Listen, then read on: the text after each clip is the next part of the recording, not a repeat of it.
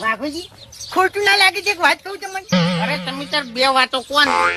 આ રોજ તમે 100 રૂપિયાનો દારૂ પીવો છો એવી 100 રૂપિયાની બચત કરો તો 6 મહિનામાં મારું ઘર ના ઉભું થઈ જાય તમારે અને આ ઝૂંપડામાં રહેવું ના પડે. તમારી વાત સાચી. હું રોજ 100 રૂપિયા દારૂ પી દઉં છું અને રોજ 100 રૂપિયા બચાવું ને તો 6 મહિના મારું ઘર થઈ જાય. બરોબર.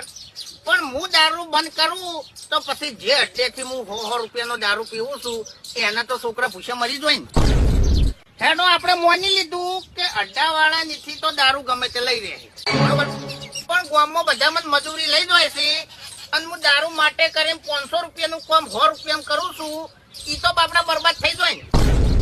હેડો આપણે માની લીધું કે મારા જેવા મજૂરિયા એને બીજા મળી જાય.